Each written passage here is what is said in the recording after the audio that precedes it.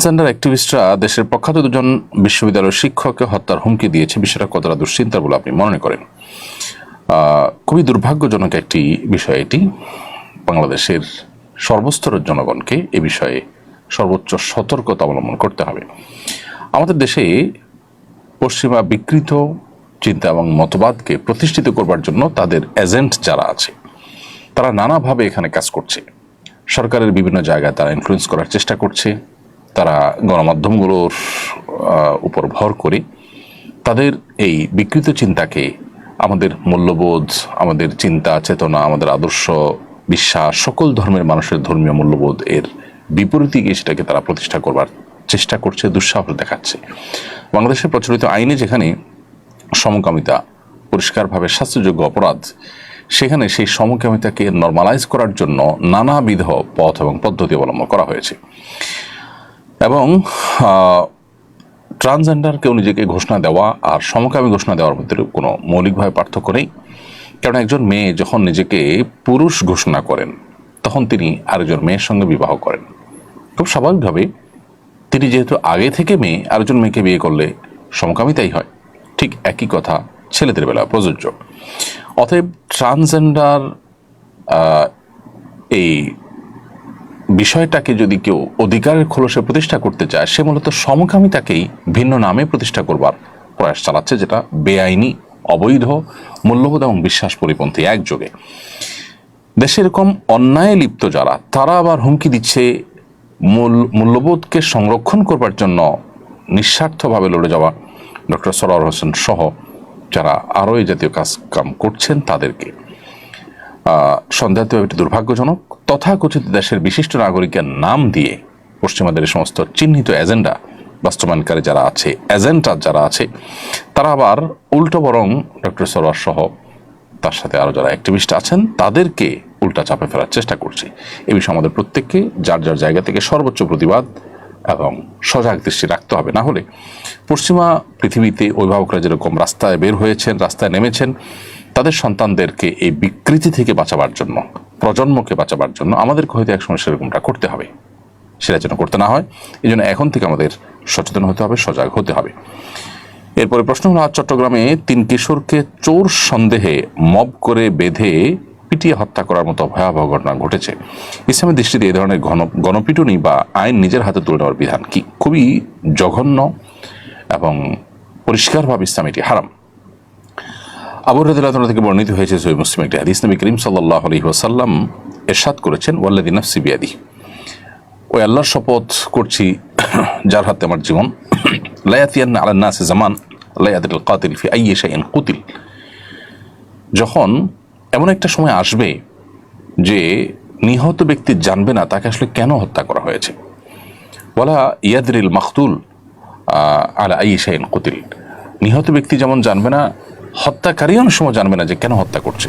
গণপিটুনি এমন একটা বিষয় যে যখন কোনো ব্যক্তিকে কোনো বিষয়ে সন্দেহ করে পিটুনি শুরু করা হয়, তখন আশেপাশের উৎসুক লোকজন সবাই পিটুনিতে সামিল হয়ে যায়। তারা আদৌ জানেও না যে বিষয়টা কি ঘটেছে এবং আদৌ সেটা যা বলা হচ্ছে সেটা প্রমাণিত কিনা। তো এটা সন্দেহাতীতভাবে নির্মম এবং জঘন্য অপরাধ। এ ধরনের মব যারা সৃষ্টি করে তাদেরকে আইনের আওতায় আনা উচিত এবং দৃষ্টান্তমূলক শাস্তি দেওয়া উচিত। যে কোনো বিষয় যদি কাউকে অভিযোগ করা হয় তাহলে সেটা প্রমাণ হওয়া পর্যন্ত অপেক্ষা করতে হবে। আমরা অনেকেই জেনে থাকবো যে নবী করিম সাল্লাল্লাহু আলাইহি ওয়াসাল্লামের কাছে অনেক সময় দেখা যায় সাহাবীদের উপস্থিতিতে কেউ এমন কোনো মন্তব্য করেছে বা এমন কিছু করেছে যেটার ফলে তিনি মৃত্যুদণ্ড পাওয়ার মতো অপরাধ তিনি করেছেন বলে মনে করা হয়েছে। তখন কোনো সাহাবী নবী সাল্লাল্লাহু আলাইহি ওয়াসাল্লামকে বলেছেন, হে আল্লাহর রাসূল, আপনি আমাকে অনুমতি দিন যে আমি তার মৃত্যুদণ্ড কার্যকর করি, আমি তার ঘাড় গর্দান উড়িয়ে দিই।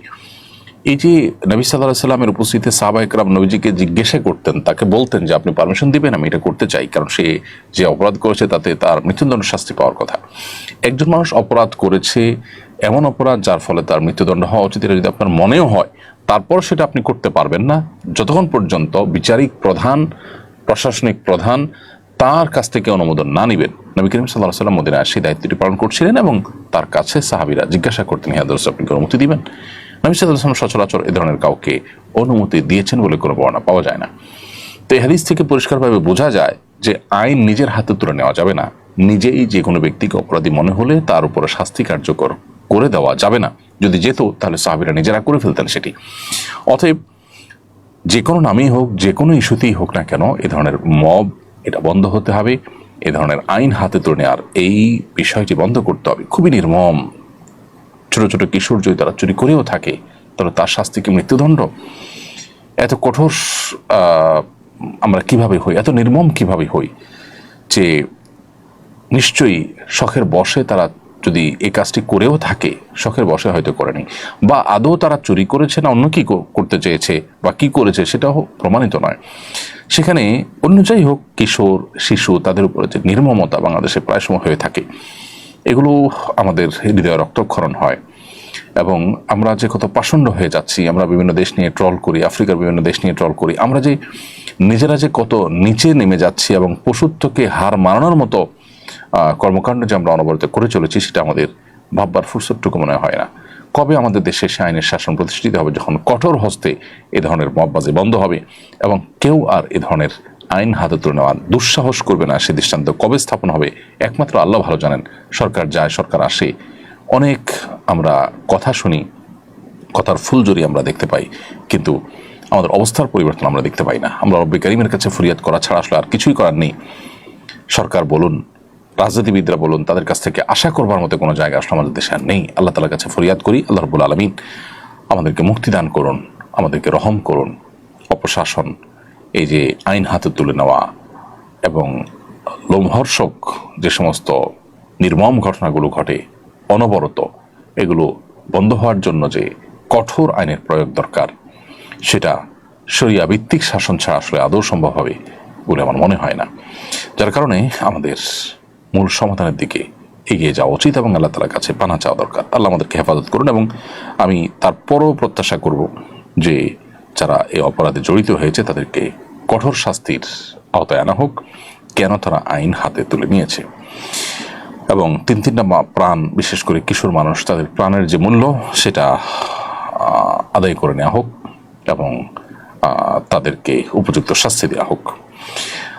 আমাদের প্রতিষ্ঠানে পরীক্ষার জন্য শিক্ষার্থীদের থেকে নির্দিষ্ট পরিমাণ ফি তোলা হয়, সেটা খাতা কলম, পরীক্ষক ও পরীক্ষার যাবতীয় সরঞ্জামাদিতে খরচ করা হয়। অনেক সময় কিছু টাকা বেঁচে যায়, শিক্ষকরা তা বন্টন করে নেন। এটা জায়েজ আছে কিনা? শিক্ষকদের মাসিক বেতন কিন্তু ঠিকই তারা পান, আর পরীক্ষা নেওয়া তাদের দায়িত্বেরই অন্তর্ভুক্ত।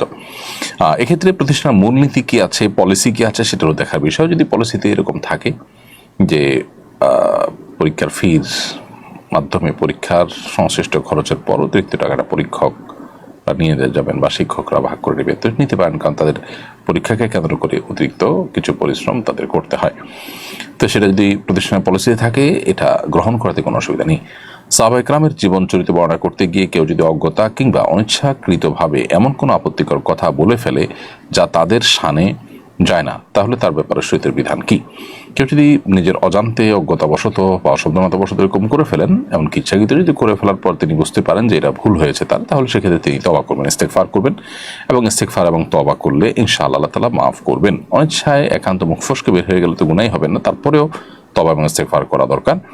সাহাবায়ে কেরামের শান, মান, মর্যাদা এটা অনেক গুরুত্বপূর্ণ বিষয় এবং নবী সাল্লাল্লাহু আলাইহি ওয়াসাল্লাম হাদিসে কঠোরভাবে তাদের প্রতি কটূক্তি করতে আমাদেরকে নিষেধাজ্ঞা আরোপ করা হয়েছে। এমরি খায়রুল ইসলাম আপনি লিখেছেন, আমার বিয়ে পড়ানোর সময় হুজুর ভুলবশত আমার বউয়ের ইজাজত নেননি, তবে কাজী সাহেব কাবিননামায় মেয়ের স্বাক্ষর নিয়েছেন, আমার বিয়ে কি সহি হয়েছে? আপনার বিয়েতে যদি আপনার সম্মতি থাকে সেটা হলো সবচেয়ে গুরুত্বপূর্ণ বিষয়, এবং আপনি যদি প্রস্তাব দিয়ে থাকেন বা কবুল নিয়ে থাকেন, বলে থাকেন, মুখে যদি বিয়ের প্রস্তাব দিয়ে থাকেন অথবা প্রস্তাবে সম্মতি প্রকাশ করেন, কবুল বলে থাকেন, দুটা কোনো একটা করে থাকেন মুখে, তাহলে বিয়ে হয়ে গেছে। আলাদা করে ইজিন বা ইজাজত নেওয়ার প্রয়োজন নেই।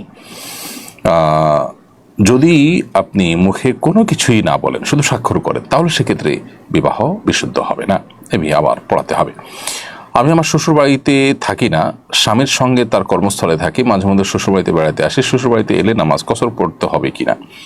আপনার শ্বশুর বাড়ি এটি আপনার স্বামীর স্থায়ী ঠিকানা কিনা এটা দেখতে হবে। যদি তার স্থায়ী ঠিকানা সেটা হয়, সেখানে থাকার ব্যবস্থা থাকে, তাহলে সেক্ষেত্রে স্থায়ী ঠিকানাতে মানুষের কসর পড়তে হয়, স্বামীর কসর পড়বেন, আপনি স্বামীর অধীনস্থ হিসাবে আপনিও, স্থায়ী ঠিকানা পুরো নামাজ পড়তে হয়, সেই হিসাবে স্বামীত্ব পুরো নামাজ পড়বেন, মূলত তার অধীনস্থ হিসাবে আপনিও পুরো নামাজ পড়বেন। আর যদি এটা আপনাদের স্থায়ী ঠিকানা না হয়, বরং শহরে আপনাদের নিজস্ব ঠিকানা থাকে, সেটাই আপনাদের স্থায়ী ঠিকানা হয়ে থাকে, এখানে জাস্ট বেড়াতে আসছেন, তাহলে সেক্ষেত্রে স্বামীও কসর পড়বেন, আপনিও কসর পড়বেন।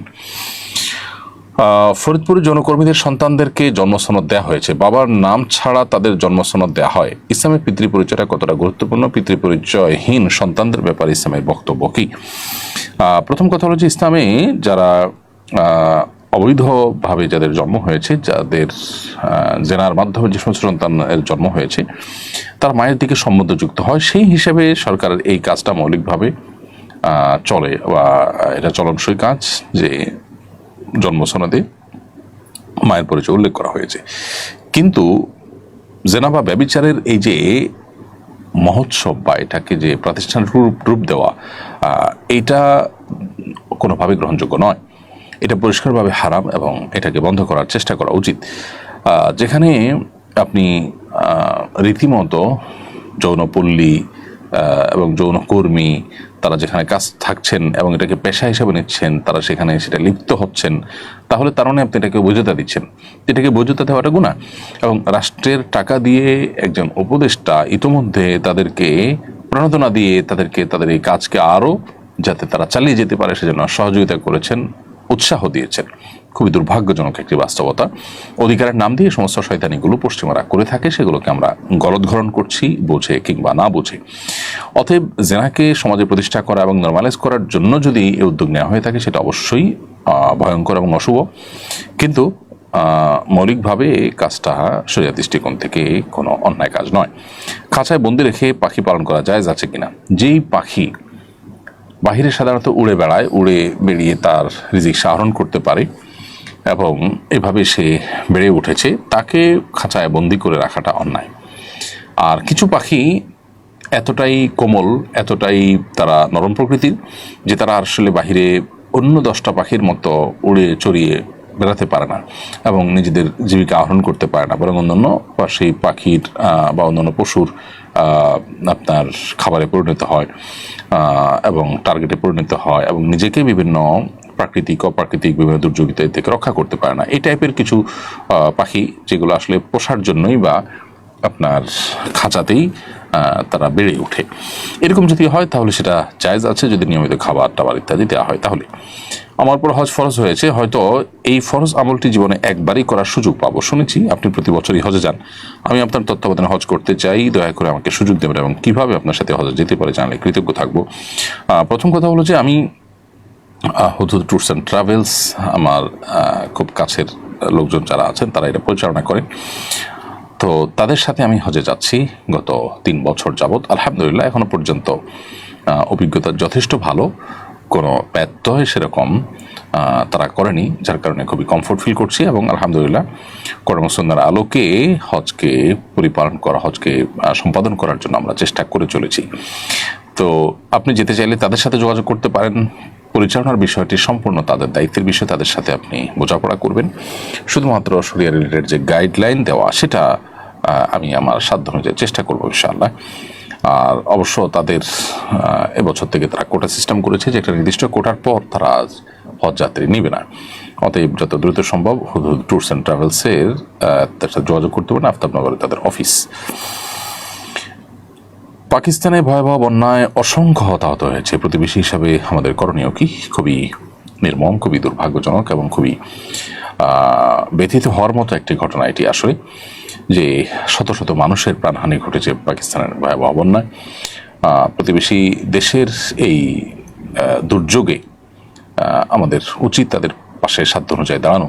আমি অবশ্য এখনো জানি না যে আমরা সরকারিভাবে কোনো উদ্যোগ নিয়েছি কিনা রাষ্ট্রীয়ভাবে তাদের পাশে দাঁড়াবার জন্য, সেটা রেস্কিউ হোক অন্য কোনো দিক থেকে হোক।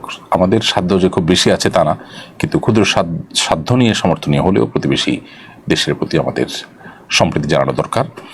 এবং যদি সরকার উদ্যোগ না নিয়ে থাকে, আমি আহ্বান জানাবো সরকারকে যেন এটার জন্য কোনো না কোনো উদ্যোগ নেওয়া হয় এবং আমরা সাধারণ মানুষ আমরা সে সমস্ত উদ্যোগে সামিল হতে পারি।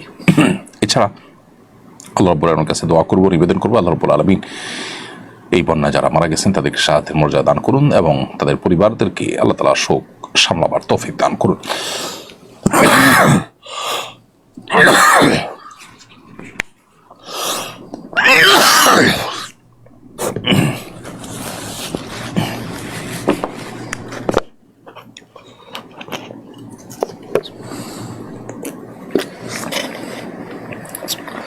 এরপর প্রশ্ন হলো, এক ব্যক্তি স্ত্রী সম্পর্কে বলেছেন মায়ের মতো একটা বউ পেয়েছি। এর মাধ্যমে তিনি বোঝাতে চেয়েছেন তার স্ত্রী মায়ের মতো যত্ন আত্মি করে তার। এভাবে বললে বৈবাহিক সম্পর্কের ক্ষতি হবে কি না? এভাবে বললে অবশ্য শরিয়া যেটাকে জেহার বলেছে, অর্থাৎ স্ত্রীকে যদি মা কিংবা কোনো মাহরামের সাথে তুলনা করা হয়, তুমি আমার মায়ের মতো, আমার মা যেরকম হারাম তুমি এরকম হারাম, এই টাইপের কথাবার্তা বললে সেটাকে জেহার বলা হয়। তো এই কথা প্রশ্নে যেভাবে বলেছেন এভাবে বললে এটা জেহারের আওতা পড়বে না, কিন্তু এ ধরনের কথা বলা থেকে বিরত থাকা উচিত, কারণ এটা শুনতে যেমন শ্রুতিকটু, ঠিক একইভাবে এটা জেহারের সাথে সাদৃশ্য হয় এবং ধোঁয়াশা তৈরি করে। বিধায় এই ধরনের কথা না বলে মূল বিষয়টাকে অন্য কোনোভাবে বলা যায় যে সে আমাকে অনেক বেশি যত্ন আত্মি করে, আমার মা আমাকে টেক কেয়ার করতো, এখন মা নেই, অথবা মায়ের অনুপস্থিতিতে সে টেক কেয়ার করে যত্ন আত্মি করে, সেটা আপনি বলতে পারেন, কিন্তু একেবারে মায়ের মতো বউ পেয়েছি এরকম বলাটা অনুচিত। যদিও এর কারণে বিবাহ ভাঙবে না কিংবা জেহার হবে না। পুরুষ শিক্ষকের কাছে মেয়ে শিক্ষার্থীদের মৌখিক পরীক্ষা দেওয়া জায়েজ হবে কিনা? পর্দা মেনটেন করে মৌখিক পরীক্ষা দিলে সেটি না জায়েজ হবে না, সেটি জায়েজ হবে। পর্দা পরিপূর্ণভাবে পালন করে পুরুষ শিক্ষকের কাছে মৌখিক পরীক্ষা দেওয়া যেতে পারে। কিছু কিছু মেডিকেলে ট্রান্সজেন্ডার স্বাস্থ্যসেবা কেন্দ্র চালু করা হয়েছে, বিষয়টা কতটুকু গুরুতর মনে করেন এবং এই বিষয়ে আমাদের করণীয় কি? খুবই দুর্ভাগ্যজনক, এটি কোনোভাবেই এটি মেনে নেওয়ার মতো নয়। যারা মনে করছেন যে তারা অধিকার দিচ্ছেন, সংখ্যা যারা কম তাদের অধিকার দিচ্ছেন, তারা নিজেদের অজান্তে মূলত দেশে প্রচলিত আইনের বিরুদ্ধে একটি কাজ তারা করছেন। কারণ যে মানুষগুলো নিজেদেরকে ট্রান্সজেন্ডার ঘোষণা করেন তারা আসলে সমকামী। একজন ছেলে যখন নিজেকে মেয়ে ঘোষণা করেন তখন তিনি মেয়ে ঘোষিত হয়ে একজন ছেলের সঙ্গে বিবাহ করেন, এবং ছেলে হয়ে যখন মেয়ে ঘোষণা করেন নিজেকে এবং আরেকজন ছেলেকে বিয়ে করেন মানে পরিণতিতে, ফলশ্রুতিতে ছেলে ছেলে শারীরিক সম্পর্কের মাধ্যমে সমকামিতা প্রতিষ্ঠিত হয়। তো এই জন্য সমকামিতাকে এদেশে প্রতিষ্ঠা করবার জন্য যুগ যুগ ধরে পশ্চিমা বিকৃতিবাদীরা চেষ্টা করে যখন কোনোভাবে সফল হয় নাই, তখন তারা নতুন করে এই ট্রান্সজেন্ডার বাদের এই পদ্ধতিটাকে গোটা পৃথিবীতে তারা খুব অ্যাগ্রেসিভলি এটাকে তারা প্রতিষ্ঠা করবার চেষ্টা করছে। গোটা পৃথিবীতে তারা এটাকে এমন পর্যায়ে নিয়ে গেছে, এটা রীতিমতো সন্ত্রাসের মতো, জঙ্গিবাদের মতো একটা উগ্রবাদ তারা প্রতিষ্ঠা করছে। এবং সেজন্যই কিন্তু রাশিয়া, চায়না সহ পৃথিবীর বহু দেশ তারা কিন্তু এই ট্রান্সজেন্ডার এই মতবাদকে রীতিমতো উগ্রবাদ হিসেবে আখ্যায়িত করেছে। বিধায় আমাদের দেশে মেডিকেলগুলোতে স্বাস্থ্য সেবায় এই ট্রান্সজেন্ডার জন্য আলাদা করে সেবা চালু করা এটা বেআইনি কাজ, এবং আমার মনে হয় এটা বন্ধ করা উচিত। খন্দকার আবু বাকার আপনি লিখেছেন, জাদু করে মেয়ে বিয়ে দিলে তারপর স্বামী জানতে পারলে কি তাকে তালাক দিতে পারবে? তালাক আল্লাহ তাআলার কাছে সবচাইতে অপছন্দনীয় তালাক, বৈধ বিষয়, যার কারণে একান্ত অনন্য উপায় না হলে তালাকের পথে হাঁটা উচিত না। একেবারে নিরুপায় কোনো উপায় যদি না থাকে তখন শুধুমাত্র তালাকের পথে হাঁটা উচিত। এরপরে প্রশ্ন হলো, সরকারি প্রাইজ বন্ড কেনা জায়েজ হবে কিনা? সরকারি প্রাইজ বন্ড কিনে এরপরের প্রাইজ বন্ডের যে আপনার ড্র হয়, সে ড্রয়ের মাধ্যমে যে অতিরিক্ত টাকা নেওয়া হয় বা টাকা পাওয়ার সুযোগ থাকে, সেটা সম্পূর্ণ হারাম। অতএব আপনি প্রাইজ বন্ড কেনার মানে আপনি সেই ড্রয়ে অংশগ্রহণ করতে চাচ্ছেন, তবে সুদের যে আপনার বিষয়টি রয়েছে এখানে, আপনি 100 টাকার প্রাইজ বন্ড কিনে ধরুন 1 লক্ষ টাকা, অথবা 10,000 টাকার প্রাইজ বন্ড কিনে আপনি 1 লক্ষ 5 লক্ষ টাকা পাওয়ার সুযোগ থাকছে। এই যে সুযোগ থাকছে সে সুযোগটাই সুদভিত্তিক সুযোগ। তো সেটা নেওয়ার জন্য আপনি মানসিক প্রস্তুতি নিয়েছেন, এটা অবশ্যই হালাল নয়, এটা অবশ্যই হারাম। বিধায় যদি কেউ না জেনে এটা করেও থাকেন তাহলে প্রাইজ বন্ড সেল করে যে টাকার প্রাইজ বন্ড শুধু সে টাকা তিনি ব্যাক করে নিতে পারেন। আমাদের এলাকার এক ব্যক্তিকে প্রতারণামূলকভাবে অজ্ঞান করে পড়াশোনার মাধ্যমে হিজড়া বানানো হয়েছে। সে এক সন্তানের পিতা, যেভাবেই হোক সে একজনের প্রতারণার ফাঁদে পড়ে এই দুরবস্থার শিকার হয়েছে। এ বিষয়ে আমার দুটি জিজ্ঞাসা: এক, এই অবস্থায় এরা পুরুষ হিসাবে বিবেচিত হবে নাকি নারী হিসাবে? দুই, হিজড়া বানানোর ব্যবসা বন্ধ আমাদের করণীয় কি? কৃত্রিমভাবে যাদেরকে হিজড়া বানানো হয়েছে তারা মূলত তারা পুরুষ থেকে থাকলে জৈবিকভাবে তারা পুরুষ হিসাবে বিবেচিত হবে শরিয়ার দৃষ্টিকোণ থেকে। অতএব তাদেরকে হিজড়া মনে করার কোনো কারণ নাই, বরং তারা পুরুষ থাকবে, পুরুষের বিধিবিধান তাদের জন্য প্রযোজ্য হবে। এবং এই ধরনের কর্মকাণ্ড বেআইনি, অবশ্যই অন্যায় কাজ, বিধায় এগুলো বন্ধের জন্য আমাদের প্রত্যেকটা মানুষকে সচেতন হতে হবে এবং সামাজিক প্রতিরোধ গড়ে তুলতে হবে। এক গবেষণায় জানা গেছে ঢাকায় ৭৫,০০০ পথ শিশু নেশায় আসক্ত। এই শিশুদের পুনর্বাসনে রাষ্ট্র সমাজের করণীয় কি? সবচেয়ে সহজ উপায় আমার কাছে মনে হয় এই শিশুদেরকে দেশের সবচাইতে পরীক্ষিত আপনজন ওলামা ইকরাম, যারা দেশের কোনো টাকা বাইরে পাচার করেন না, যারা দেশের বাইরে নিজেদেরকে প্রতিষ্ঠা করবার চেষ্টাও সেভাবে করেন না, বিচ্ছিন্ন কোনো ঘটনা থাকতে পারে, এর বাইরে সাধারণত দেশের ওলামা ইকরাম দেশকে ভালোবাসেন এবং বিশেষ করে এরকম এতিম শিশু, অসহায় শিশু যারা আছে তাদেরকে পুনর্বাসন করে থাকেন। দেশের যে কওমি মাদ্রাসাগুলো আছে, কওমি মাদ্রাসাগুলোতে যে পরিমাণ এতিম অসহায় শিশুরা বসবাস করে এবং তাদের আশ্রয় হয় এবং তারা সুশিক্ষা শিক্ষিত এবং সমাজকে তারা কিছু দিতে পারে, সেটা যদি কওমি মাদ্রাসাগুলো না করতো, ওলামা ইকরাম না করতেন, তাহলে দেশের অবস্থা কোথায় গিয়ে ঠেকতো এবং এরা অপরাধ জগতের সাথে কতটা মিশে পড়ে ভয়ঙ্কর অবস্থা সৃষ্টি করতো সেটা বলার অপেক্ষা রাখে না। মাদ্রাসাগুলোর উদ্যোগ নেওয়ার কারণে তারা যেখানে পথ শিশু থেকে বা আপনার এতিম অসহায় শিশু থেকে তারা দেশের সুনাগরিকে পরিণত হয়ে দেশের বরং নানাভাবে তারা অবদান রাখছে, তারা আলেমে পরিণত হচ্ছেন, মানুষকে দীক্ষা দিচ্ছেন তাদের অনেকে। সেই জায়গা থেকে আমার কাছে মনে হয় ঢাকা যে ৭৫,০০০ পথ শিশু নেশা আসক্ত হওয়ার কথা শোনা যাচ্ছে, তাদের পুনর্বাসনের জন্য ওলামা ইকরামকে দায়িত্ব দেওয়া হোক। যে সমস্ত এনজিওগুলো বিদেশিদের কাছ থেকে তহবিল এনে তারা নানাবিধ মুখরোচক প্রজেক্ট ইত্যাদির কথা শোনায় এবং এই জাতীয় শিশুদের দায়িত্ব ভার গ্রহণ করে, তাদের কাছে এরা কখনো ততটা নিরাপদ নয়। অতএব ওলামা ইকরাম বা কওমি মাদ্রাসাগুলোতে তাদের পুনর্বাসনের ব্যবস্থা করা হলে আমার মনে হয় যে এই সমস্যার সবচাইতে ভালো সমাধান করা সম্ভব। হজ ফরজ হওয়ার পর ইচ্ছাকৃতভাবে বিলম্ব করলে গুনাহ হবে কিনা? হজ ফরজ হওয়ার পর তৎক্ষণাৎ হজ আদায় করা উচিত, এটাই হলো সংখ্যাগরিষ্ঠ ইমামদের মত।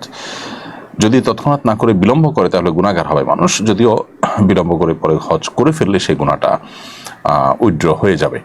তারপরেও হজ ফরজ হওয়ার পর বিলম্ব করা উচিত না, কারণ নবী করিম সাল্লাল্লাহু আলাইহি ওয়াসাল্লাম বলেছেন তাআজ্জালুল হজ, তোমরা হজ দ্রুততার সাথে করো, অর্থাৎ বিলম্ব করবে না। ফাইন্না আহাদাকুম লা ইয়াদরি মা ইয়ারুদুল্লাহ, কারণ তোমাদের কেউ জানে না তার জন্য কি অপেক্ষা করছে বা কিসের মুখোমুখি সে হবে।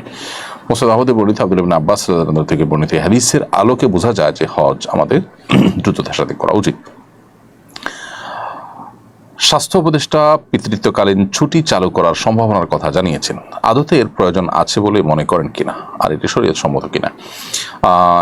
মাতৃত্বকালীন ছুটি থাকে খুব যৌক্তিক, ঠিক একইভাবে পিতৃত্বকালীন একটা ছুটি থাকাটা আমার কাছে অযৌক্তিক মনে হয় না। সেটা হতে পারে 2-4-5 দিন, কিন্তু সন্তান হওয়ার পর একজন পিতার কিছু ব্যস্ততা থাকে, নিশ্চয়ই সেই ব্যস্ততার জন্য তাকে একটা ছুটি দেওয়াটা আমার কাছে অন্যায্য মনে হয় না।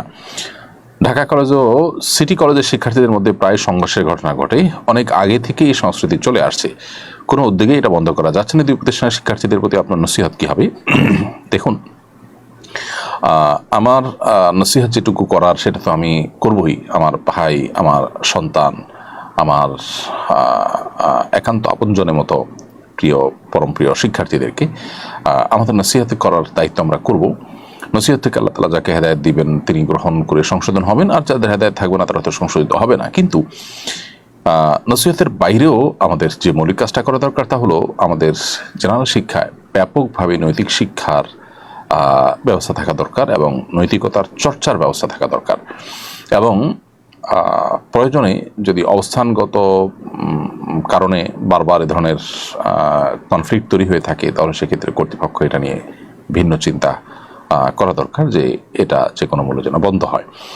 প্রায় এটা হওয়াটা দুর্ভাগ্যজনক। আমি নাসিহা হিসাবে শুধু এইটুকু বলবো যে আমার পরম প্রিয় শিক্ষার্থী বন্ধুরা, মানুষের জীবনের মূল্য সবচেয়ে বেশি একজন মানুষকে আঘাত করা, একজন মানুষকে ক্ষতিগ্রস্ত করা, কিংবা রাস্তা দখল করে কোনো কারণে, যত যৌক্তিক কারণে হোক না কেন, রাস্তা দখল করে মানুষের দুর্ভোগের কারণ হওয়া, এই সব বিষয়গুলোকে ইসলাম নিষিদ্ধ করেছে, হারাম করেছে। যৌবন বয়সে তারুণ্যের একটা সময়ে হয়তো তারুণ্যের উচ্ছলতার কারণে আমরা অনেকে নানা যুক্তিতে, নানা ইস্যুতে আমরা এই ধরনের কাজ করে ফেলি। জীবনে একটা সময় আসে এবং আসবে নিশ্চিত, যদি বেঁচে থাকেন আপনি, যখন আপনার প্রচণ্ড কষ্ট হবে, আফসোস হবে আপনার জীবনের এই মুহূর্তগুলোর জন্য। অতএব এ ধরনের মারামারি, এ ধরনের হানাহানি, সেটা কোনো কারণে, সেটা আপনার রাজনৈতিক কোনো দলের প্রতি আনুগত্য থেকে হোক অথবা অন্য কোনো ইস্যু থেকে হোক, যৌবনের এই সময়টাতে রক্ত গরম থাকে। ঠুনকো ইস্যুকে কেন্দ্র করে আমার কোনো বন্ধুকে কেউ আঘাত করেছে, কিছু বলেছে, অতএব আমি তুলকালাম করে ফেললাম, এরকমটি অনেক সময় তরুণদের মধ্যে হয়ে থাকে। কিন্তু বয়সে একটা সময় এসে এগুলোর জন্য অনেক আফসোস হয়, কিন্তু মানুষ আর পেছনে ফিরতে পারে না। এই জন্য বুদ্ধিমান তরুণদের কাজ হলো তারা এই সমস্ত ক্ষেত্রে নিজেকে নিয়ন্ত্রণ করবার চেষ্টা করে। একজন মুসলিম তরুণ, তিনি নিজেকে নিয়ন্ত্রণ করবার চেষ্টা করবেন, নিয়ন্ত্রণহীন হবেন না, অতএব সবর করবেন এবং কোন অবস্থাতেই অন্যায়, অন্যকে আঘাত করা, মানুষের দুর্ভোগের কারণ হওয়া, এগুলোতে কখনো সামিল হবেন না। আল্লাহ তাআলা আপনাদেরকে সে তৌফিক দান করুন। শাহিনুর আক্তার আপনি লিখেছেন, আজমপুর কবরস্থানে কবর 2 বছর পর পর ভেঙে ফেলা হয়, তার উপর নতুন কবর দেওয়া হয়, এবার শরীয়তের বিধান জানাবেন। কবর 2 বছর পর পর যদি ভেঙে ফেলা হয়, তাতে মৌলিকভাবে সেখানে যদি আরেকটা কবর দেওয়া হয়, তাহলে মৌলিকভাবে কোনো অসুবিধা নেই, যদি মৃত ব্যক্তির লাশ মাটির সাথে মিশে গিয়ে থাকে। আর যদি হাড় মাংস বাকি থাকে, তাহলে সেটা করা অনুচিত। সম্প্রতি আপনি কেনিয়া, উগান্ডা সফর করেছেন বলে জেনেছি। এই দুটি দেশের দিনই অবস্থা, মুসলমানদের চালচিত্র, প্রকৃতি ও পরিবেশ সম্পর্কে জানতে চাই। আপনার পর্যবেক্ষণ শেয়ার করবেন বলে আশা করি। কেনিয়া এবং উগান্ডা আমাদের দাওয়াতি সফর ছিল, বেশ কিছু দিনই প্রোগ্রামে আমরা শরিক হয়েছি। সেই সাথে সে দেশের যে সুন্দর প্রকৃতি প্রতিটা ইঞ্চিতে রয়েছে আল্লাহ তাআলা রেখেছেন, সেটাও আমরা অবলোকন করার চেষ্টা করেছি, উপভোগ করার চেষ্টা করেছি। কেনিয়াতে আফ্রিকার যে বিশাল জঙ্গল, যেটা 1510 কিলোমিটার জুড়ে, সেই জঙ্গল আমরা অবলোকন করেছি এবং সেই জঙ্গলে আমরা আলহামদুলিল্লাহ লম্বা সময়, দীর্ঘ সময় আমরা থাকার চেষ্টা করেছি, সময় কাটাবার চেষ্টা করেছি। সে দেশের মানুষের যে বিষয়গুলো আমাদেরকে মুগ্ধ করেছে, তার মধ্যে সবচেয়ে গুরুত্বপূর্ণ বিষয় হলো তাদের সরলতা। তারা এতই সরল, তারা এতই সহজ, যে পৃথিবীর অন্য কোনো প্রান্তের মানুষকে এতটা সহজ সরল আমরা দেখিনি। অবশ্য কৃষ্ণাঙ্গরা পৃথিবীর অনেক প্রান্তে তাদেরকে অন্য রূপে মানুষ চিনে, সেটার পিছনে সুদূর প্রসারী প্ল্যান, পরিকল্পনা, ষড়যন্ত্র আছে বলে আমরা মনে করি। আমরা আফ্রিকার যে সমস্ত মানুষগুলোকে দেখার সুযোগ হয়েছে এই সামান্য সময়ের মধ্যে, তাদেরকে দেখে আমাদের সহজ সরল মনে হয়েছে। তারা অল্পতে তুষ্ট থাকেন, অল্প কিছু পেলে তারা খুশি হয়ে যান, এবং আল্লাহ তাআলা তাদেরকে অনেক ক্ষেত্রেই আমাদের চাইতে ভালো রেখেছেন। সুশৃঙ্খল, রাস্তাঘাটে দেখা যায় মানুষজন খুবই সহনশীল থাকে।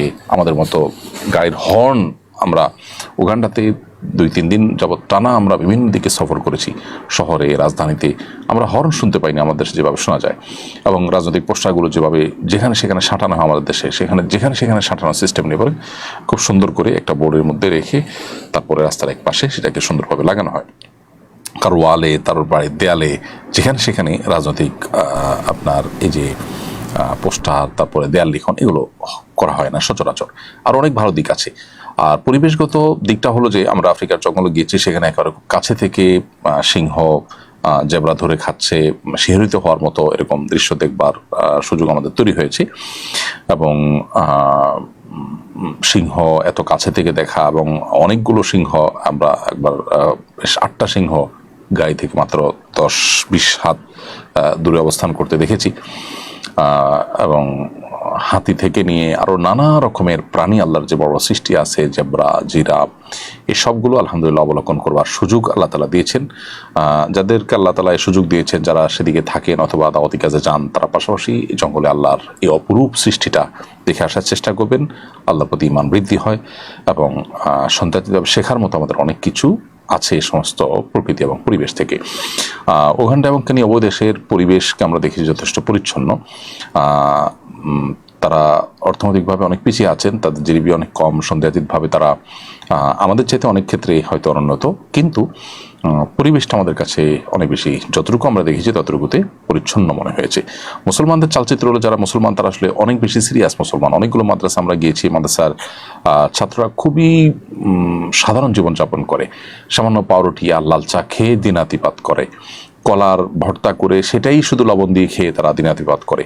যদিও কেনিয়া এবং উগান্ডার মানুষ, বেশিরভাগ মানুষেরই দরিদ্র সীমায় তারা বসবাস করেন এবং তারা খুবই সাধারণ জীবনযাপন করেন, তারপরে তাদের মুখে হাসি থাকে, অল্পতে তারা খুশি হয়ে যায়। একটা ক্যান্ডি দিলে একটা বাচ্চাকে অনেক বেশি খুশি করে ফেলা যায়।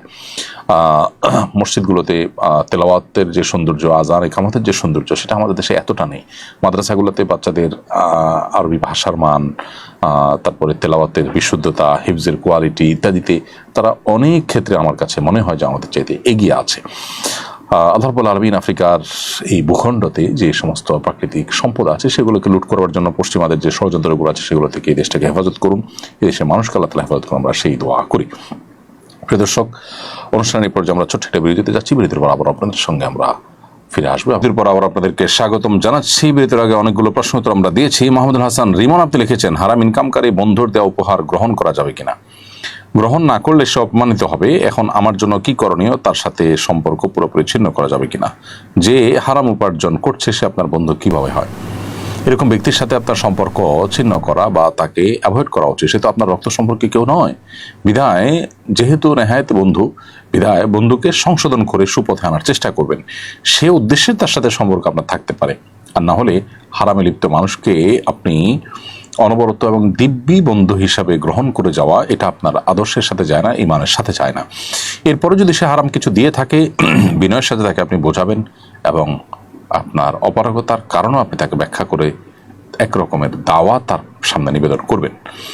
একান্ত যদি সেটা আপনি কোনো কারণে গ্রহণ করে ফেলেন, তাহলে সেটা তাকে ফেরত দেওয়া কিংবা গরিব দুঃখীকে সওয়াবের নিয়ত করা ছাড়া, যে ব্যক্তি এটার মালিক তার তরফ থেকে এটি দান করে আপনি দায়মুক্ত হওয়ার চেষ্টা করবেন। আর যদি তার হারাম উপার্জনের পাশাপাশি হালাল আর উপার্জনও থাকে, মিশ্র উপার্জন থাকে, তাহলে সেক্ষেত্রে আপনি তার কাছ থেকে সাধারণ উপহার গ্রহণ করতে পারেন। আরমান হাসান আপনি লিখেছেন, মসজিদে দ্বিতীয় জামাতের বিধান কি? যদি মসজিদ, রাস্তাঘাট, স্টেশন বা পাবলিক প্লেসে এমন কোনো জায়গা হয় যেখানে প্রচুর মানুষ হয়, ছোট নামাজের জায়গা আছে, সেখানে সব মানুষ একসাথে জামাত করার সুযোগ থাকে না, তাহলে সেখানে বারবার জামাত হওয়াতে দোষের কিছু নেই। কিন্তু নিয়মতান্ত্রিক যে মসজিদগুলো আছে সেই মসজিদগুলোতে মূলত জামাত একটাই হতে হবে। কারণ একাধিক জামাত যদি সেখানে নিয়মই রাখা হয় যে আধা ঘন্টা পরপর জামাত হবে, তো স্টেশনের বা আপনার ফেরিঘাট ইত্যাদি পাবলিক প্লেসের যে মসজিদগুলো থাকে সেগুলোতে হিউজ মানুষের গ্যাদারিং এবং এক জামাতের সবাই নামাজ পড়তে পারেন না, সেগুলোর কথা ভিন্ন। কিন্তু নিয়মতান্ত্রিক মহল্লার যে মসজিদগুলো থাকে এগুলো তো একটা জামাতেই সব মানুষের জামাতে নামাজের শরীক হওয়ার সুযোগ রয়েছে। সেখানে হয়তো কেউ আসতে পারেন না বা কারো দেরি হয়ে যায়, সেটার কারণে নিয়মতান্ত্রিকভাবে দ্বিতীয় আরেকটা জামাত প্রতিষ্ঠা করা অনুচিত এবং নাজায়েজ। কারণ এটি যদি করা হয় তাহলে সেক্ষেত্রে মসজিদে জামাতের যে মূল উদ্দেশ্য সেটাই কিন্তু ব্যাহত হয়ে যায়। তারপরে যদি এক দুজনের জামাত ছুটে যায়, তারা মসজিদের বারান্দায় বা মসজিদের পেছনে কোথাও তারা যদি জামাতের নামাজ পড়ে নেন, ইনশাআল্লাহ সেটি জায়েজ হবে। ফুকাহা হানাফ মৌলিকভাবে দ্বিতীয় জামাতকে মাকরুহ বলেন। তবে যেটি বললাম যে কারো জামাত ছুটে গেছে, তারা মসজিদের কোনো এক পাশে প্রান্তে বারান্দায় কোথাও দাঁড়িয়ে জামাত আদায় করে নিলেন, তো সেটা জায়েজ আছে। কারণ নবী করিম সাল্লাল্লাহু আলাইহি ওয়াসাল্লাম মসজিদ নবীতে জামাত শেষ হওয়ার পর এক ব্যক্তি আসছেন, তাকে আরেকজনের সাথে জামাতের জন্য উদ্বোধন নবী সাল্লাল্লাহু আলাইহি ওয়াসাল্লাম করেছেন। মৌলিকভাবে নিয়মতান্ত্রিকভাবে একাধিক জামাত মসজিদের মধ্যে প্রতিষ্ঠা করা উচিত না। আমি একজন ভারতীয় বাঙালি মুসলিম, আমাদের উপর দিন দিন চাপ বেড়েই চলেছে। আমরা বহু প্রজন্ম ধরে এখানে বসবাস করছি। আমার দাদারও জন্ম এখানে, অথচ এখন প্রতিদিন নাগরিকত্ব হারানোর ভয়ে থাকি। এ অবস্থা আমরা কি করতে পারি? দেখুন, এই বিষয়ে আপনাদের দেশের যে সমস্ত আলেমরা আছেন তারা আপনাদেরকে ভালো গাইডলাইন করতে পারবেন। আপনাদের দেশের পুরো পরিস্থিতি যেহেতু আমরা জানি না, ওয়াকিফ হাল না, সেজন্য আপনাদেরকে আমরা গাইডলাইন করাটা আমাদের জন্য কঠিন, গাইডলাইন দেওয়াটা কঠিন। আপনাদের জন্য দোয়া করি, আল্লাহ তাআলা আপনাদেরকে হেফাজত করুন এবং আপনাদের দেশের বিচক্ষণ বিদগ্ধ ওলামা ইকরামের সাথে পরামর্শ করে আপনাদের করণীয় ঠিক করবেন। আমরা আপনাদের জন্য দোয়া করি, আল্লাহ আপনাদেরকে হেফাজত করুন, রক্ষা করুন। মোহাম্মদ সুফিয়ান আহমদ লিখেছেন, শায়েখ দুই সিজদার মাঝখানে কোনো কিছু না পড়লে নামাজ হবে কিনা? না ভাই, নামাজ হয়ে যাবে।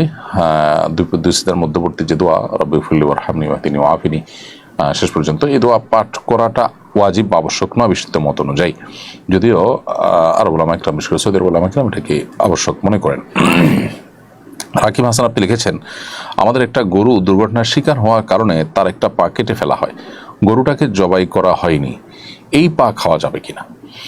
উত্তর হলো, এই পা খাওয়া যাবে না।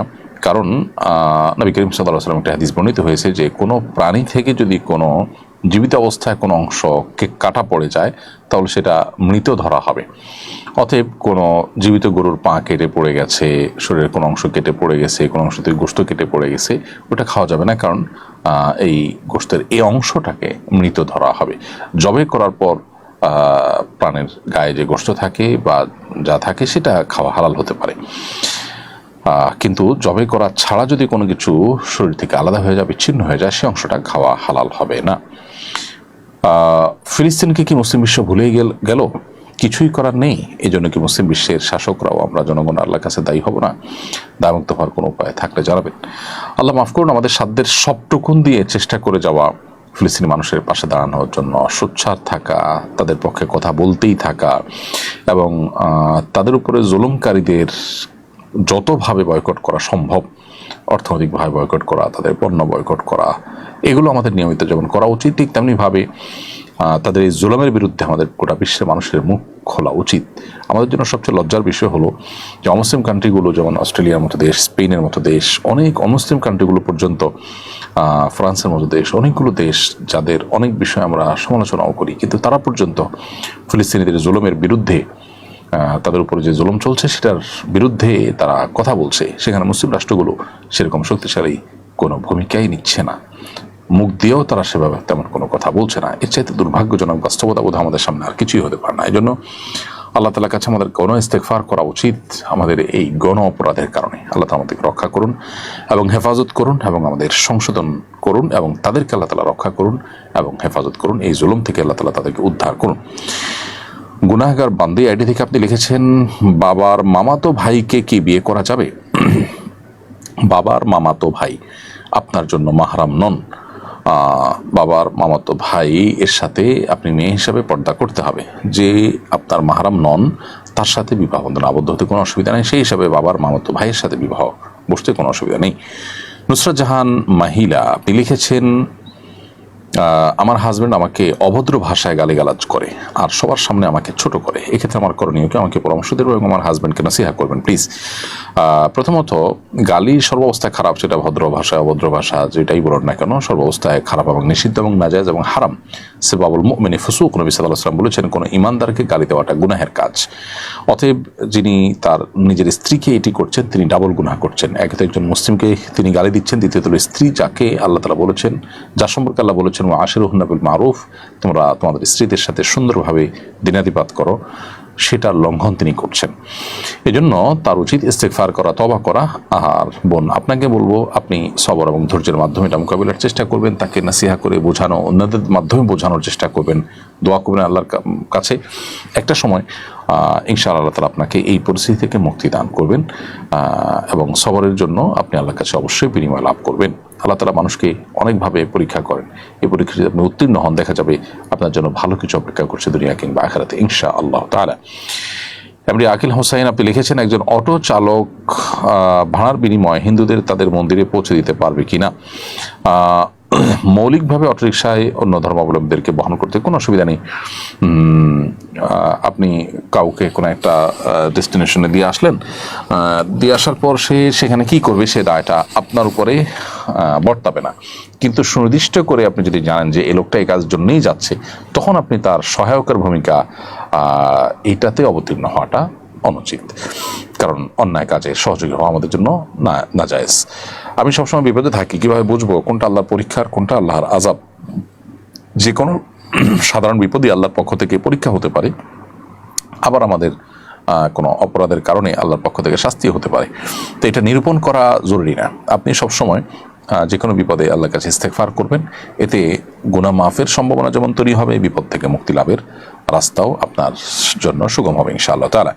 কারণ নবী সাল্লাল্লাহু আলাইহি ওয়াসাল্লাম হাদিস রয়েছে যে ব্যক্তি ইস্তেগফারকে আঁকড়ে ধরে, আল্লাহ তাআলা তাকে যে কোনো কঠিন পরিস্থিতি থেকে উত্তরণের জন্য অভাবনীয় পথ আবিষ্কার করে দেন। মাইদা মৃধা আপনি লিখেছেন, ঝালমুড়ি খাওয়ার সময় ঝালমুড়ির কাগজে কোরআনের 2টা আয়াত উচ্চারণ এবং অর্থসহ লেখা দেখতে পাই। আমি সেই কাগজ নিজের কাছে রেখেছি, কিন্তু আমাদের অজান্তেই এমন অনেক কাগজ আশেপাশে পড়ে থাকে, না জানি কত কাগজ পায়ে নিচে পড়ছে। এটা আমাদের পাপ হবে কিনা? অজান্তে যদি হয় তাহলে সেক্ষেত্রে আপনার কোনো গুনাহ হবে না। জ্ঞাতসারে যদি হয়, আপনি দেখতে পান কোনো আয়াত, তাহলে সেক্ষেত্রে সেটাকে সসম্মানে মাটির নিচে দাফন করে দেওয়া, কোথাও ফেলে রাখা, এমন কোনো জায়গায় যাতে অসম্মানিত না হয় সেটা আপনি করবেন, কিংবা আগুনে পুড়িয়েও ফেলতে পারেন যাতে করে সেটা অসম্মানিত না হয়। কৃত্রিম বৃষ্টিপাতের মাধ্যমে শুষ্ক মরুভূমিকে সবুজ বানানোর উদ্যোগ গ্রহণ করেছে সৌদি আরব। এর আগে কৃত্রিম বৃষ্টিপাত ঘটিয়েছে আরব আমিরাত। এটা আল্লাহর সৃষ্টিতে হস্তক্ষেপ বলে বিবেচিত হবে কিনা, এবার ইসলাম কি বলে? সাধারণত মেঘমালার রাসায়নিক পদার্থ ছিটিয়ে কৃত্রিম বৃষ্টিপাত ঘটানো হয়ে থাকে। আল্লাহ রাব্বুল আলামিন মেঘমালার মাধ্যমে আমাদেরকে বৃষ্টি দিয়ে থাকেন। কোরআনে কারিমে আল্লাহ তাআলা বিভিন্ন জায়গায় বিষয়ে কথা বলেছেন। আল্লাহ তাআলা ইরশাদ করেছেন, হুয়াল্লাযী খালাকালাকুম মা ফিল আরদি জামিআ, দুনিয়ার সবকিছু তোমাদের জন্য সৃষ্টি করেছেন। যেহেতু আল্লাহ তাআলা আমাদের জন্যই সবকিছু সৃষ্টি করেছেন, অতএব আল্লাহর এই সৃষ্টি থেকে উপকৃত হওয়ার জন্য কোনো পদ্ধতি, কোনো প্রক্রিয়া যদি মানুষ আবিষ্কার করে, মৌলিকভাবে সেটি নাজায়েজ কোনো বিষয় নয়। বিধায় বৃষ্টি মেঘমালা থেকে আল্লাহ তাআলা আমাদেরকে দান করে থাকেন, সেটা যদি কোনো কৃত্রিম উপায়ে আমরা নিজেরা ঘটাতে পারি এবং বৃষ্টিপাত করতে পারি, তাহলে সেটা মৌলিকভাবে কোরআন হাদিসের কোনো নিষিদ্ধ বিষয়ের মধ্যে পড়ে না, বা কোনো বিষয় এর লঙ্ঘন হয় না, যেটি আল্লাহ তাআলা কোরআন সুন্নাতে আমাদেরকে মানতে নির্দেশ করেছেন। এরকম কিছু লঙ্ঘন হয় না। বিধায় মৌলিকভাবে এটাকে নাজায়েজ বলবার কোনো কারণ নেই, যদি এটাতে বড় কোনো ক্ষতির দিক না থাকে। এই রাসায়নিক পদার্থ ছিটিয়ার মাধ্যমে যে কৃত্রিম বৃষ্টিপাত ঘটানো হয়ে থাকে, এখানে যদি মৌলিকভাবে পরিবেশের বা মানব জাতির জন্য কোনো হুমকির বিষয় না থাকে, তাহলে সেক্ষেত্রে এটা নাজায়েজ নয়। আল্লাহর সৃষ্টি জগৎ থেকে উপকৃত হওয়াতে যদি আল্লাহ আমাদের জন্য হালাল করেছেন, বিধায় এটা আল্লাহর সৃষ্টিতে হস্তক্ষেপ নেই, বরং আল্লাহর সৃষ্টি থেকে উপকৃত হওয়ারই একটা ভিন্ন প্রক্রিয়া, যেটা মৌলিকভাবে কোনো নিষিদ্ধ বিষয় নয়। সুমন লিখেছেন, কেউ যদি স্বপ্নে দেখে যে অমুক তারিখে ওয়াজ মাহফিল করতে হবে, সেটা কি তার বাস্তবায়ন করতে হবে? আমাদের গ্রামের অপরিচিত একজন আমলদার বৃদ্ধ লোক বলেছেন, আল্লাহ দেখিয়েছেন তো ওই তারিখ তোমাকে ওয়াজ মাহফিলের আয়োজন করতে হবে, না হয় তোমার ক্ষতি হবে। এটা একেবারেই কুসংস্কারচ্ছন্ন বিষয় এবং কুসংস্কারপূর্ণ বিষয়। কারোর স্বপ্ন, এই ধরনের স্বপ্ন কখনো দলিল হতে পারে না। এবং কেউ যদি স্বপ্নে দেখে যে অমুক তারিখ ওয়াজ করতে হবে, অমুক জায়গায় যেতে হবে, অমুকে এটা দিতে হবে, এর মাধ্যমে কোনো আবশ্যকীয়তা প্রমাণ হয় না। বিধায় এটা নেহায়েতই তার ধারণা। এমডি শাহিনস ভয়েস এআইডি থেকে আপনি লিখেছেন, স্ত্রী অন্য ছেলের সাথে চলে যাওয়ার পর যদি বলে, মহারণা মাফ করে দিয়েছি, তুমি আমাকে তালাক দিয়ে দাও, তাহলে করণীয় কি?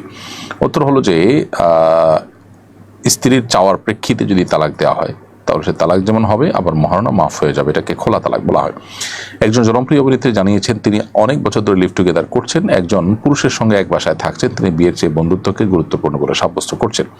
বিয়ের আগে পরস্পর বোঝার জন্য এভাবে একত্রে বসবাস করা এবং প্রকাশ্যে বলার কারণে আর অনেক উৎসাহিত হয় বলে মনে করেন কিনা, এবং বিশেষ একটা শ্রেণীর মধ্যে ধীরে ধীরে গড়ে ওঠা এরকম মনোবৈকল্য দূরীকরণে আমাদের কিছু করার আছে কিনা। খুবই দুর্ভাগ্যজনক একটি বিষয় যে দেশের মুসলিম অমুসলিম যে কোনো ধর্মের মানুষ এই দেশে বসবাস করছে, তাদের সবাই বৈবাহিক সম্পর্কে বিশ্বাসী। শুধু তাই নয়, পৃথিবীতে মানব ধারা টিকে থাকার জন্য বিবাহ একমাত্র মাধ্যম। অতএব সেটাকে নিরুৎসাহিত করার জন্য পশ্চিমা যে কৃষ্টি আছে, সেই পশ্চিমা কৃষ্টি কালচারকে দেশে আমদানি করাটা এটা অত্যন্ত গর্হিত কাজ।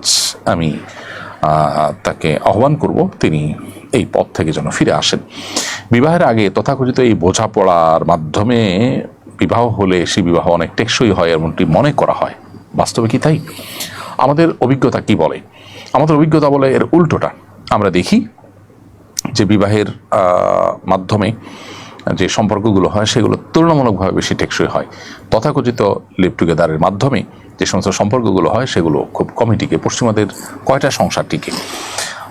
অতএব এ ধরনের সমাজ বিরোধী এবং মূল্যবোধ বিরোধী বিষয় কোনো অবস্থাতেই আমাদের সমাজে চর্চা হতে দেওয়া উচিত নয়। মাসুদ লিখেছেন, কেউ যদি রাতে শোয়ার আগে সূরা কাফরুন পড়ে ঘুমায়, তাহলে আল্লাহ তাকে শিরকের পাপ থেকে বাঁচাবেন। আমার প্রশ্ন হলো, এখানে কি ছোট বড় সকল প্রকার শিরকের কথা বলা হয়েছে? আল্লাহ কি তাকে মৃত্যুর আগ পর্যন্ত এই পাপ থেকে বাঁচিয়ে রাখবেন যদি সে আমলটা করেন? সূরা কাফরুন পাঠ করে শোয়ার কথা হাদিসে রয়েছে, সেটা আমরা চেষ্টা করব। বাট এটা পড়লে আল্লাহ তাআলা আপনাকে অটোমেটিক সকল শিরক থেকে বাঁচিয়ে রাখবেন, ব্যাপারটা সেরকম সব ক্ষেত্রে নয়। বরং আল্লাহ তাআলা আপনাকে রক্ষা করবেন, আপনার চেষ্টাও সেখানে থাকতে হবে যাতে করে শিরক থেকে আপনি বেঁচে থাকতে পারেন। এমডি আব্দুল সালাম লিখেছেন, আমার নাম আব্দুল সালাম, অনেকেই আমায় শুধু সালাম বলে ডাকে, যেহেতু এটা আল্লাহর গুণবাচক নাম তাই অনেকে বলছে নামটি রাখা ঠিক হয়নি, তাদের কথা কি ঠিক, আমার কি গুনাহ হবে কিনা? প্রথম কথা হলো যে সালাম আল্লাহ তাআলার এমন নাম যে সালাম শব্দের অর্থটা শুধু আল্লাহর সঙ্গেই বিশেষায়িত নয়, বরং এর বাইরেও প্রয়োগ হয়, বিধায় আপনাকে শুধু সালাম বলে রাখলে গুনাহ হবে না। দ্বিতীয় কথা হলো যে কারো নাম আব্দুল সালাম রাখলে মানুষ যদি তাকে বিকৃত করে ডাকেও তাহলে নাম রাখাটা গুনাহ বা ভুল হয়েছে এমনটি মনে করবার কোনো কারণ নেই। এটা আরেকটা ভুল ধারণা। মাইলস্টোন স্কুলের দুর্ঘটনায় শিক্ষিকা মেহরিন চৌধুরী নিজের জীবন বাজি রেখে শিক্ষার্থীদের বাঁচিয়েছিলেন। কারো জীবন বাঁচাতে গিয়ে যদি নিজের জীবন বিপন্ন হওয়ার আশঙ্কা থাকে তখন করণীয় কি? নিজের জীবন দিয়ে হলেও কি অন্যকে বাঁচানোর শরীয়তের নির্দেশ? কাউকে আগুনে পড়ে যেতে দেখলে বা পানিতে ডুবে যেতে দেখলে বা কোনো বিপদে পড়ে যেতে দেখলে তাকে রক্ষা করার জন্য সামর্থ্য অনুযায়ী চেষ্টা করা আমাদের উপর অবশ্য কর্তব্য। যারা সুস্থ সবল আছেন, যাদের সুযোগ আছে, তারা বিপদে নিপতিত মানুষকে উদ্ধার করবার জন্য তাদের চেষ্টা করতে হবে, যেটা আজকাল আমাদেরকে করতে দেখা যায় না। আমাদেরকে অনেককে নির্বিকার দাঁড়িয়ে থাকতে দেখা যায়, ভিডিও ছবি তুলতে দেখা যায়। আমরা ন্যূনতম রিস্ক নিয়েও মানুষকে উদ্ধার করার চেষ্টা করি না, এমনকি রিস্ক ছাড়া থাকলেও অনেক সময় দেখা যায় যে আমরা নির্বিকার দাঁড়িয়ে থাকি। এটা খুবই দুর্ভাগ্যজনক একটি বিষয়। সামর্থ্য থাকলে সেটি আমাদের করা উচিত। যদি সামর্থ্য না থাকে, ব্যাপারটা এরকম হয় যে আমাদের সামর্থ্যের বাইরে, তাহলে সেটা আর ওয়াজিব থাকে না। সামর্থ্য না থাকলেও আমাদের অন্তত চেষ্টা, পরিকল্পনা, যাতে করে উদ্ধার তৎপরতা কোনোভাবে বাধাগ্রস্ত না হয় সেই চেষ্টা আমাদের করা উচিত। অনেক সময় দেখা যায় আমরা উৎসুক জনতা রাস্তাঘাট বন্ধ করে সেটা দেখার, ছবি তোলার, ভিডিও তোলার জন্য আমরা চেষ্টা করি, ততক্ষণে দেখা যায় যে উদ্ধারকারী টিম তারা এসে প্রবেশ করতে পারেন না এবং বাধাগ্রস্ত হন। তো সেরকমটি আমাদের করা উচিত না। অবশ্য কারোর যদি এমন হয় যে কাউকে উদ্ধার করতে গেলে নিজের জীবন ধ্বংস হবে নিশ্চিত, তাহলে সেটা কিন্তু জায়েজ নয়। আপনি কাউকে উদ্ধার করতে গেলে আপনি যদি মনে করেন যে আপনি নিজেই আপনার মৃত্যু নিশ্চিত, তাহলে সেক্ষেত্রে আপনি নিজেকে মৃত্যুর দিকে ঠেলে দিয়ে আরেকজনকে উদ্ধার করতে যাবেন, উদ্ধার তো করতে পারবেই না, বরং আপনি মৃত্যুবরণ করবেন, সেটা কিন্তু জায়েজ হবে না, যেহেতু এটা আত্মহত্যার মধ্যে পড়ে। যদি কেউ উদ্ধার করলে উদ্ধার করতে পারেন, উদ্ধার করে নিজেও রক্ষা পেতে পারেন, সেরকম সম্ভাবনা থাকে এবং সেই সম্ভাবনার ভিত্তিতে তিনি চেষ্টা করেন, এরপর তিনি যদি মারা যান তাহলে আল্লাহর কাছে তিনি বিপুল পরিমাণ সওয়াব লাভ করবেন, যেহেতু তিনি অন্যায় কিছু করেনি, বরং তিনি মানুষকে উদ্ধার করার জন্য নিজের জীবনকে রিস্কের মধ্যে ফেলেছেন। এখানে ব্যাপারটি এরকম না যে তার ধ্বংস হওয়া বা তার মৃত্যু নিশ্চিত বা তার রক্ষা পাওয়ার কোনো উপায় নেই যদি উদ্ধার করতে চান, বরং উদ্ধার করতে গিয়ে তিনি কিছুটা রিস্ক নিয়েছেন, জাস্ট এটুকু। তো এটুকু তো আমাদের করতেই হবে, সেটা শুধু জায়েজ নয়, বরং সেটা আমাদের জন্য বিপুল পরিমাণ সওয়াবের কারণ হতে পারে এবং আল্লাহ তাআলার কাছে এর জন্য প্রতিদান প্রাপ্ত হবেন তিনি। এবং পানিতে আগুনে কাউকে উদ্ধার করতে গিয়ে যদি পানিতে আগুনে ডুবে কিংবা পুড়ে মারা যায় কেউ, তাহলে সেক্ষেত্রে তিনি শাহাদাতের মর্যাদা লাভ করবেন ইনশাআল্লাহ। স্কুল কলেজের শিক্ষার্থীদের জন্য ক্লাসে মোবাইল ফোন ব্যবহার নিষিদ্ধের চিন্তা করা হচ্ছে, বিষয়টা কীভাবে দেখছেন? খুবই পজিটিভ এবং ইতিবাচক একটি সিদ্ধান্ত। এবং শুধু ক্লাসে কেন, আমাদের তরুণদের একটা বয়সে আসার আগ পর্যন্ত তাদের মোবাইল ফোনের ব্যবহার নিরুৎসাহিত করা উচিত, এমনকি সোশ্যাল মিডিয়ার ব্যবহার কন্ট্রোল করা খুবই গুরুত্বপূর্ণ। আমার বোন ঢাকায় পড়েন, বাবাকে নিষেধ করলেও উনি বারণ করেন না। নারী শিক্ষার্থী দূরে একা পড়ালেখা করতে পারবে কিনা? যদি মাহরাম নিয়ে আসেন, দিয়ে আসেন এবং সেখানে পর্দার সাথে পড়ার পরিবেশ থাকে, তাহলে হলে থেকে বা আত্মীয়স্বজনের বাসায় থেকে যেখানে পর্দার সাথে পড়তে পারেন, আসা যাওয়া করতে পারেন, সেরকমটি করলে সেটা জায়েজ আছে। সেটা যদি না হয়, পর্দার বিধানে যদি ব্যাঘাত ঘটে, মাহরাম ছাড়া সফর করতে হয়, তাহলে সেটা কিন্তু জায়েজ নয়। আপনি আপনার বাবাকে নিষেধ করেছেন, তারপরেও তিনি করলে তিনি আল্লাহর কাছে দায়ী থাকবেন। আপনি বোনকে বোঝাবেন এবং দোয়া করবেন তাদের হেদায়েতের জন্য। জুবাইর লিখেছেন, নামাজ কাজা আদায় করতে কি একামত দিতে হবে? একামত যদি কয়েকজন মিলে আপনার জামাত কাজা হয়, তাহলে সেক্ষেত্রে সেটা আদায় করার জন্য একামত দিয়ে তারপরে কাজা আদায় করবেন, এটাই হলো সুন্নাহ। ফিরোজ আহমদ লিখেছেন, অজু করার পর যদি সন্দেহ হয় কাপড় নাপাক কিনা, তাহলে কাপড় পাল্টে আবার অজু করতে হবে নাকি কাপড় পাল্টে সালাত আদায় করা যাবে? অজু করার পর যদি আপনার সন্দেহ হয় কাপড়ের মধ্যে নাপাক কি আছে, তাহলে আপনি এর সাথে আপনার অজু দোহরানোর কোনো সম্পর্ক নেই, কারণ কাপড়ে নাপাক থাকলে অজু হওয়া না হওয়াতে কোনো সম্পর্ক নেই। অজু করার পর কাপড়ে নাপাক আছে মনে হলে আপনি কাপড়টা পাল্টে তারপরে নামাজ পড়বেন, তাহলে যথেষ্ট হয়ে যাবে। আমার দুটি প্রশ্ন। প্রথম প্রশ্ন হলো, অনুমতি ছাড়া সরকারি জায়গায় যেমন রাস্তা, নদীর পাড় কিংবা শিক্ষা প্রতিষ্ঠানের আঙ্গিনায় গাছ লাগানো এবং সে গাছের ফল গ্রহণ করা জায়েজ হবে কিনা। দ্বিতীয় প্রশ্ন হলো, অনুমতি ছাড়া কোনো ব্যক্তি মালিকানাধীন জমির মালিক অজ্ঞাত অব্যবহৃত জমির ফসল উৎপাদন করা বৈধ হবে কিনা, যেখানে জমি আগাছা ইত্যাদি থেকে পরিচ্ছন্ন থাকার কারণে মালিকের খুশি হওয়ার সম্ভাবনা রয়েছে। প্রথম প্রশ্ন উত্তর হলো যে সরকারি এবং খাস যে সমস্ত জায়গাগুলো আছে, যে জায়গাগুলোতে আপনার ফসল হয়, শেষ জায়গাগুলোতে আপনি গাছ লাগাতে চান, তাহলে সেক্ষেত্রে কর্তৃপক্ষের অনুমোদন থাকলে সেটি জায়েজ আছে, কোনো অসুবিধা নেই। যেমন খাস জায়গাগুলোর সম্ভবত একটা নিয়ম আছে যে পাশের জমিওয়ালা সেখানে এমন কিছু করতে পারে যেটা স্থায়ী কোনো কাজ নয়, তো আপনি গাছ টাছ লাগায় সেখানে ফসল করে খেতে পারেন যদি এই আইনের আওতায় পড়েন, তাহলে সেটি কিন্তু জায়েজ হবে না। অনুমতি ছাড়া ব্যক্তি মালিকানাধীন জমিরও ক্ষেত্রেও একই কথা প্রযোজ্য, যে অনুমতি ছাড়া আপনি এটা করতে পারেন না। আর যদি তার সম্মতি থাকে তাহলে চলবে, যে আপনি যদি মনে করেন যে তিনি জানলে এটা বাধা দিবেন না, তাহলে সেক্ষেত্রে সেটা করতে পারেন।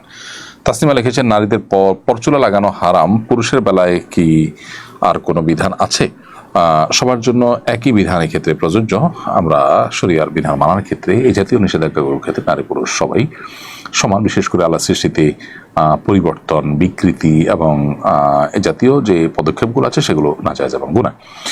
প্রিয় দর্শক, দেখতে দেখতে আমরা অনুষ্ঠানের একেবারে শেষ প্রান্তে চলে আসছি। বিরতির আগে আমরা কিছু প্রশ্ন উত্তর দিয়েছি, বিরতির পরে কিছু প্রশ্ন উত্তর দিয়েছি, আর নেট কানেকশন ডিস্টার্বের আগেও আমরা কিছু প্রশ্ন উত্তর দিয়েছি। বিধায় আজকে আমরা লাইভ অনুষ্ঠানটিকে এখানেই শেষ করতে চাচ্ছি। আল্লাহ যদি তৌফিক দান করে ইনশাআল্লাহ আগামী জুমাবার একই সময় আপনাদের সঙ্গে দেখা হবে, কথা হবে। সে পর্যন্ত আল্লাহ তাআলা সবাইকে সুস্থ রাখুন, ভালো রাখুন, সেই আশাবাদ ব্যক্ত করে আজকের মতো এখানে শেষ করছি। জাযাকুমুল্লাহু খায়রা। আসসালামু আলাইকুম ওয়া রাহমাতুল্লাহি ওয়া বারাকাতুহু।